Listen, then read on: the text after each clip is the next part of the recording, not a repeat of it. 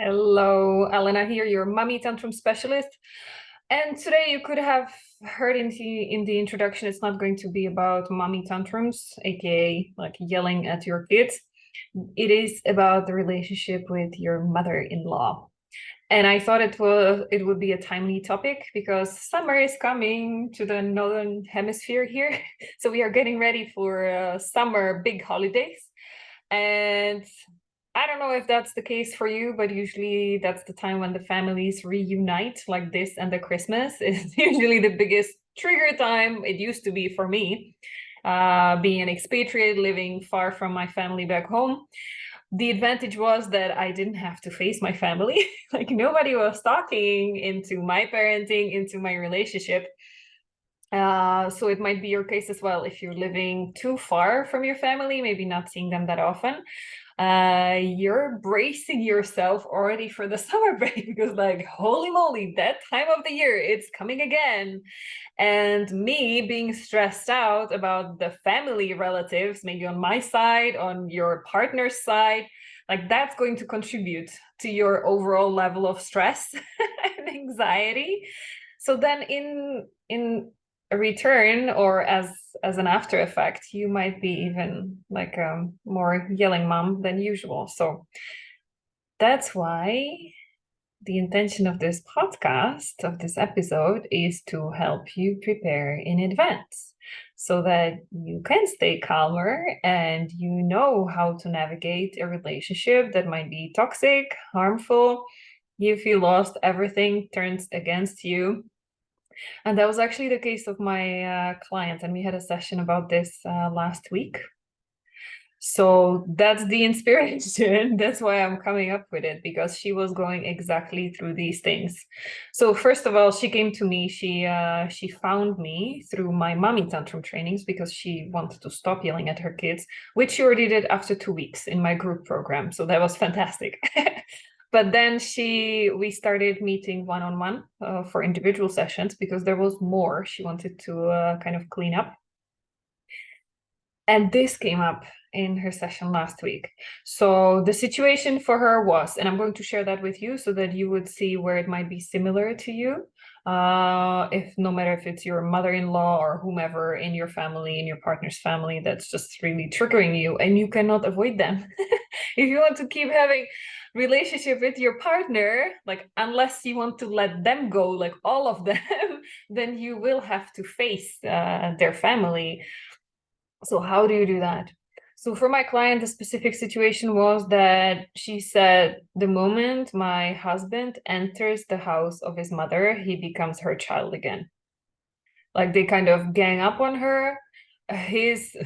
She was describing it as if his head is cut off in half, meaning like his intelligence, or he kinds of drops down to the emotional intelligence of a child. And even though she was like joking about it, it was painful because she felt they are completely different than me. They are not, and for her especially, she's touchy, like she loves the physical affection. She grew up in a household, in a family where she was getting the recognition for who she was, and there was a lot of the physical contact and physical proof of love. So her love language was touch, physical touch. But her husband was coming from the other side. The physical touch was completely like out of question, very cold, what could seem as cold to somebody who's not growing up that way, very emotionally detached. Not the family, like you wouldn't show your emotions there. So she was struggling. And she was feeling that the comments of her mother-in-law are often hurtful, that she's criticizing her and nothing is good enough, and everything she says kind of like can and will be used against her. Like whenever she's tried to be herself, just the sociable, bubbly personality, loving to share and make connections, make friends. There it was like a cold wall, and everything that she said or expressed was turned and used against her. So she was kind of describing this situation and she was saying, well, how do I survive her visit? What can I do? Because this is not working for me. And yet, like, I want to stay with my husband. We are married and we will keep being together. But these visits are completely draining me and they're costing me a lot of energy. And it's a major source of stress for me. So, how do I navigate? So if you are struggling with something similar, maybe it's your mother-in-law, maybe somebody else who you cannot avoid having contact with, but at the same time, you want to protect yourself. You want to stop being hurt, like stop feeling like you're being attacked. How do you protect yourself? How do you put up your boundaries? How do you set up some rules for healthy communication so that you don't get hurt? Okay, that's what we are going to talk about. So, step number one, get clear on your why. And here, I mean, you do not need to be best friends, right? Let's not even go there. If you think it's not possible to have a really warm, nice, genuine connection with that person, let's not even pretend that will be possible, okay? Not everybody, this is a big realization, especially for those of us who were raised to be good girls and we want to be liked by everybody, we want to be loved and appreciated by everybody. Like, I'm raising my hand, this used to be me. I felt so hurt if somebody didn't like me. Like, I would say get over it. I know it's not that easy. It requires work, mental fitness work. That's what I'm doing. But okay, if you're not in my program, this is like ping, another reminder. This is why you might want to do that. But first of all, let's realize that, yeah, getting clear on your why, it's the first step is realizing what kind of relationship is possible and realistic with this person. If she is not going to love you, then okay, well, let's stop pretending. Let's stop making that your goal, okay? Maybe your goal will be just to protect yourself, okay? And realize what is the bigger picture here. So apart from you feeling triggered and you feeling hurt, what is the bigger family dynamic here? Why is it important for you to be able to stay in the same room without getting triggered? And your why, like, spoiler alert, ideally, if we were in a one-to-one session, I would let you figure it out for yourself. You're not here with me, so I'm going to help you a little bit. Your why should be centered about your partner and about your kids. Because you want your husband to have a relationship with his mom. It's important for him. Like, apparently it was very important for this husband. If your husband doesn't care himself, then okay, one reason less. But if it is important for him, then you want to do your best on your end so that he can enjoy the time with her, right? When you're visiting, you're doing it for him and you're doing it for your kids so that they would grow up knowing their grandma, they would grow up having memories and some nice times if she's nice with them. Okay. If she's not, then maybe you might have a discussion with your husband, like, why are we going there? Why are we visiting? If it's toxic for everybody, maybe it's time to reassess the relationships, right? But if she's okay with your kids, if she's okay with your husband, then you can still be a part of it while putting healthy boundaries, okay? So this was the case for my client. She wanted her kids to have a relationship with their grandma because they are expatriates, they are living too far. And if you're an expatriate yourself, or if you're living like in another city, your kids don't have daily contact with their grandparents, you know how that feels. You don't want to be isolated, you don't want to be just like me, my husband, and my kids. You want them to grow up in a wider net of connections, right? So this is why it's important. Now, if this is your why, you're ready for the next step. The next step, like, okay, you are doing it for them so that they have a relationship. You know you will not have a relationship with your mother-in-law. That's okay. Still, that doesn't mean that you will take on whatever things are flying out from her. You can stop feeling hurt. Okay, that's my point. Whatever anybody, no, not just mother-in-law, whatever anybody is putting out of their mouth, and you feel like, oh, it's harming me and it's hurtful and it's attacking and it's painful, and why do they do that? I would turn it around. I would offer you a reframe. Why do you take it on?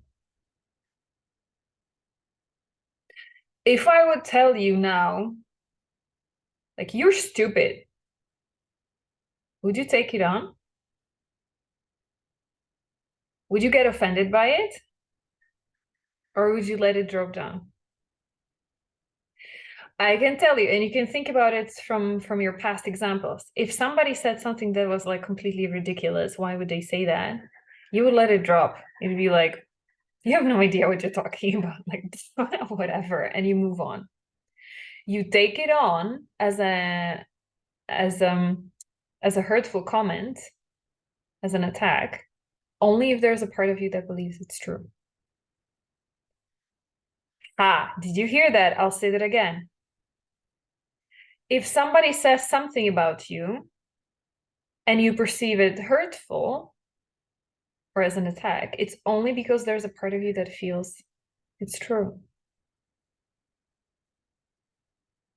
Think about that from your past. Because if it was not true completely, then you would dismiss it. You would like, you have no idea what you're talking about.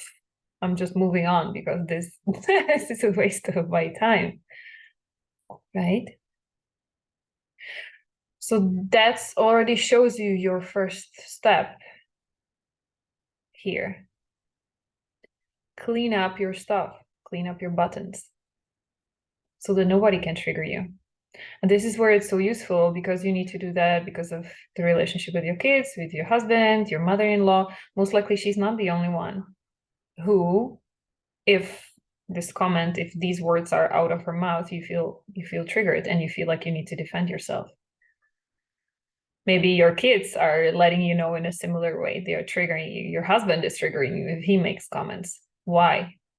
Because there's a part of you. It triggers something from your past where you were like, yes, it was true. So, cleaning up your buttons, easier said than done. This is what I do in my trauma-informed piece. This is what I do in my one-to-one sessions. If you don't have the opportunity to work with a trauma therapist who knows the latest techniques, not just the blah blah talking therapy where it takes months and years and you feel no progress because you're just talking about how you're feeling and repeating all your victim stories all over again, doesn't help. You need to find somebody who can help you with the techniques that go fast and deep. I can do that within one session. I can go just to the root of the belief, take it out, it's done. If it's something like, I'm not good enough, so she makes you feel like you're not good enough. I don't know, what can that be? So many things. You tell me. How is she making you feel? This is, I guess, one of the biggest ones, that you will never be good enough for her son. So cleaning up your buttons, why is there a belief within you that you're not good enough? If you cannot work with a therapist, work by yourself. Here are your journal prompts. When was the first time that you felt you were not good enough in your past? And you will trace it all the way back to your childhood, whatever happened, whomever made you feel that way, see how that was not true, see how it is not true now. Maybe as a child, you developed whatever hyperachiever, perfectionist, controller, victim tendencies just to recover from that pain. But you're still walking around with that, with those beliefs, with those like coping mechanisms. So that's something you might need to work on. Now, in parallel, turning the spotlight on your mother-in-law or whomever you feel is attacking you. If you do like a ninja move and you stop being so defensive and so triggered by what they said, the moment you calm down and turn the spotlight on them, you'll be able to see. Why would even somebody said something hurtful? And here I have a saying that I taught my daughter that helped her a lot when she was bullied at school, and kids were saying hurtful things about her because she's a mixed race, like biracial kid, and she's different, and you know that comes with a set of problems. So what I told her, only hurt kids hurt others. And for you in general, only hurt people hurt others. And could they say that they act out of their own pain? Now, that doesn't take away, like that doesn't justify that what they're doing is right. Of course it's not. But it helps you reframe the situation. It helps you see that it actually has nothing to do with you. It's all about them. So the moment you stop your triggers and you stop being triggered by what they say, just you stop taking on what they throw at you, and you just put up a mirror to reflect back, to see like, hey, she's like, whatever she's saying now, it makes me feel like I'm not a good enough wife or mother. She's criticizing me. Like, whoop, flip the mirror. What does that say about her? Why would she say that? And in this particular case, coming back to my client story, I help her see, as we discussed, she had some background on her mother's-in-law life, how it went. And she realized this woman was seriously screwed up. Like, she went through so much hardship throughout her life. And she realized like her son is probably the only love of her life she has. And yet she feels like she cannot give love openly. She's not talking about her emotions. So there must be some trauma from her past. She must have been punished for showing love. She must have been punished for being emotional, for being weak. So that's why she built up a super, in French, now I have a French coming up to my carapace. It's Portuguese even.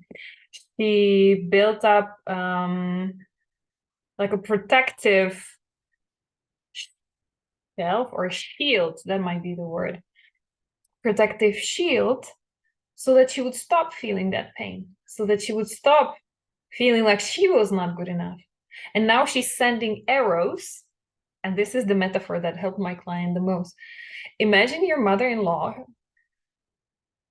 is feeling so fragile inside that she's putting up all those walls. That's why her emotions are not coming through. She has blocked them inside behind her walls. And now from behind those walls, she's shooting these poisoned arrows to keep everybody at a safe distance, to chase you away. Because if she would feel anybody's coming too close to her to connect potentially, she would risk getting hurt again. So she has to prevent that at all cost. And this is the best strategy she knows. Of course, not effective, harmful, we can talk about it. But this is the best she knows. She's doing the best she can, like all of us, we do, right? So that's why she keeps shooting those poisoned arrows, making those nasty comments to keep everybody far.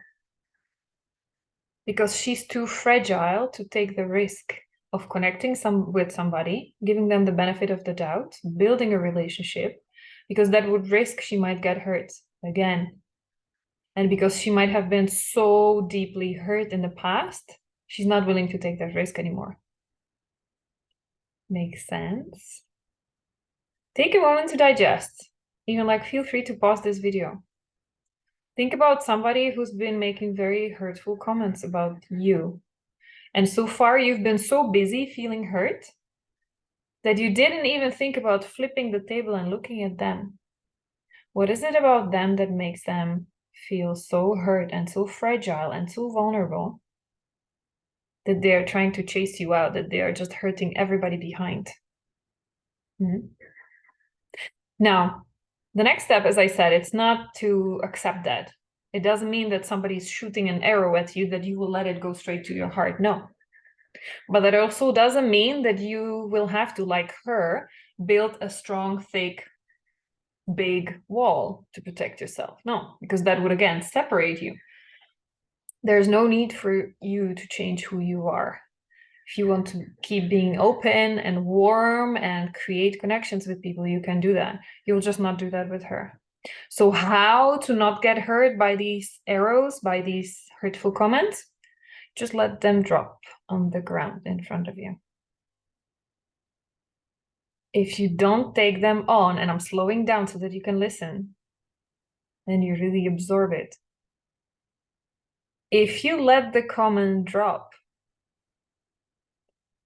if you don't take it on, then it cannot harm you. Whatever anybody says about you, it's on them. Unless you take it on, as I mentioned before, you would take it on only if you believed it's true. So clean up your buttons, clean up your triggers. so that you feel like you're worthy, you're heard, and you're okay with who you are. So that then no matter what people say about you, it cannot touch you because you know it's reflection of them. It has nothing to do with you. So you can stay cool, you can stay zen. Okay. What you can do if it crosses lines, you will still stay calm and you will just show where your boundaries are. Kind of like, this was a hurtful comment. And that's it. You just acknowledge like that was inappropriate, but you stay calm. You don't engage further in this ping pong in shooting arrows back because that's what it then becomes, right? Somebody makes a hurtful comment, you feel like you need to protect yourself and defend yourself. So then you start shooting arrows and then it's like a war, it's a fight. And it escalates, right? Because you need to keep increasing your weapons to show who's stronger and who's more right. And you forget that in relationships and in communication, there's no right or wrong. You cannot win. If you start fighting, you will both lose. There's no winner. Because you could win only at the cost of destroying the other person. And where's the win? How would that help the relationship with your husband and with your kids if you destroyed the relationship with the mother-in-law? Right? So,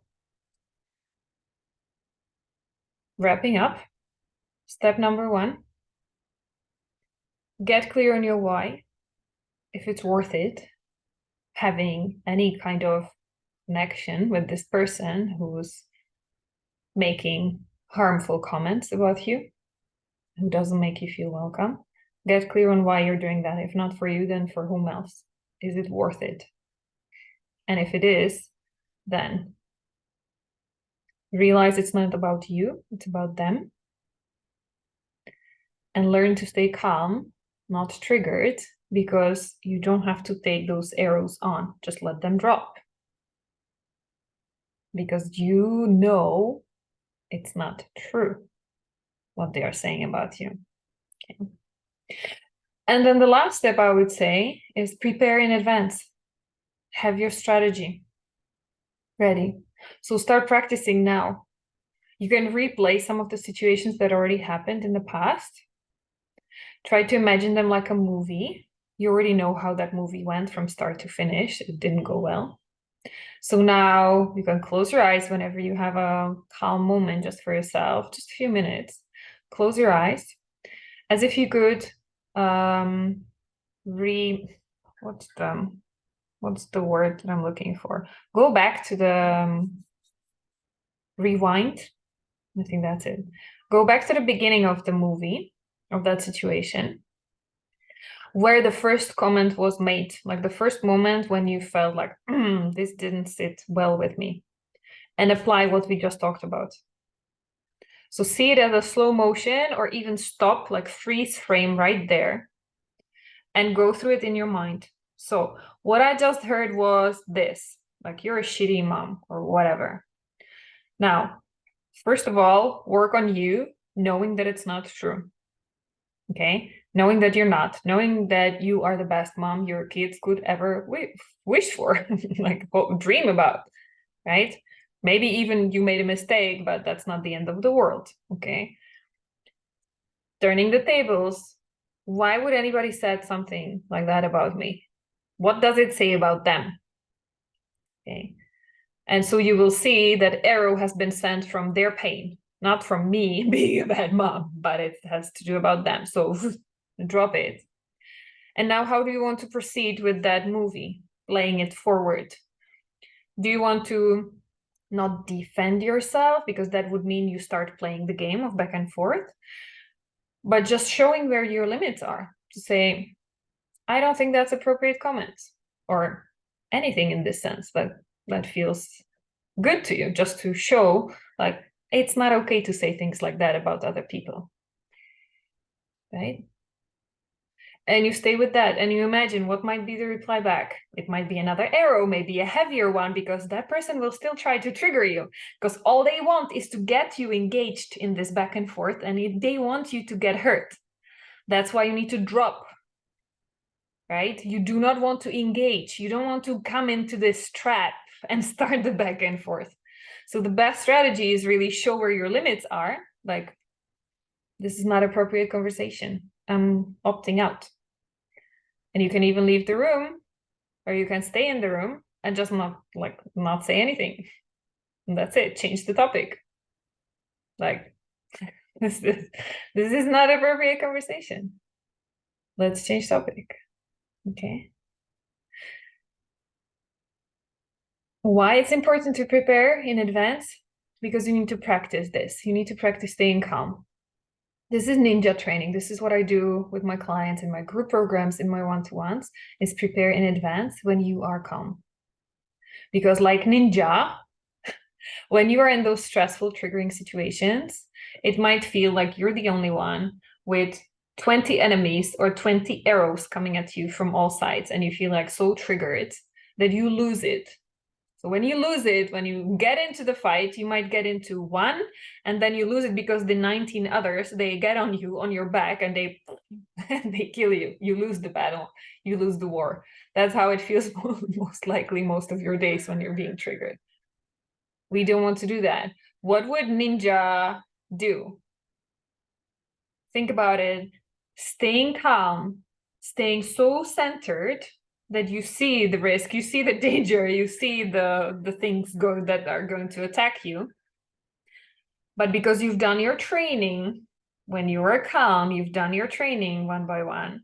Now you can take them, you can stay calm, and you can just see what is the best strategy to deal with the situation without your anger, without you feeling like a victim that you have to defend yourself, without any of these emotions clouding your judgment, clouding your decisions, right? That's why you need to be ready. You need to prepare in advance so that you're not caught by surprise when it comes again, okay? Because it will come.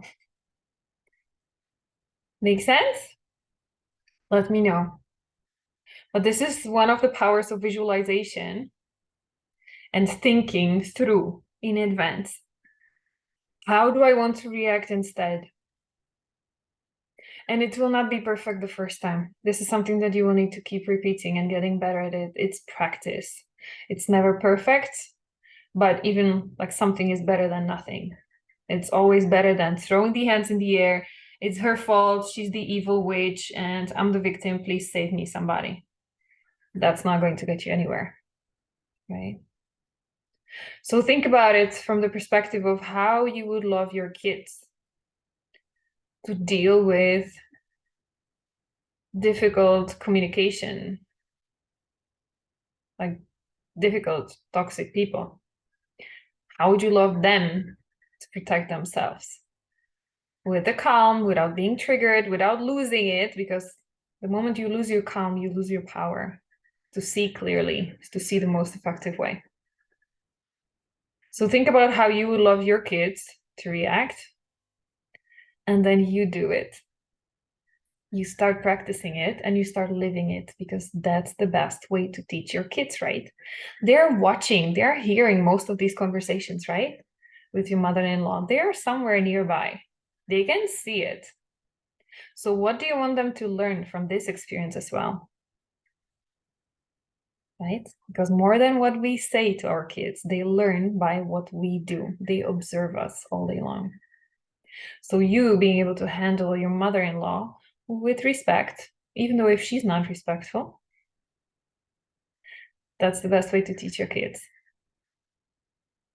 how to protect yourself without getting into useless fights and draining your energy.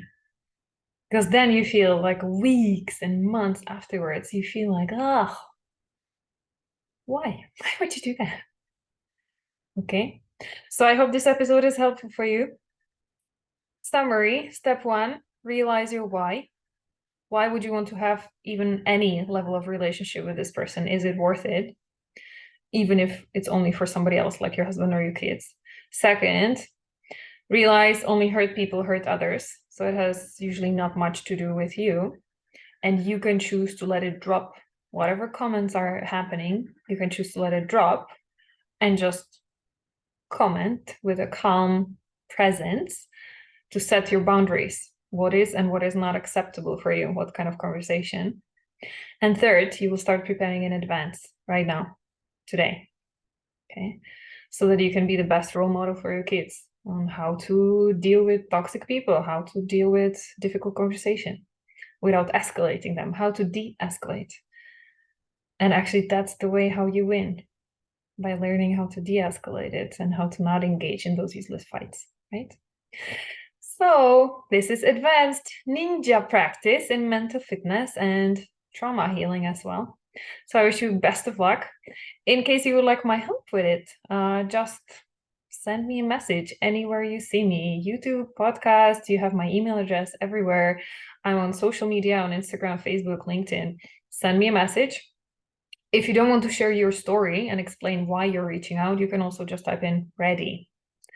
And whenever I see ready, I understand that somebody is ready to get my help and learn more about what I do. So then I would connect with you, ask you some more questions just to see if you're ready for a free consultation, just to see how we could work together so that we talk more and I learn more about you to make sure that I can help you. Because I don't take on people just like this. I filter through so that I would be sure and confident that you will get the help you need.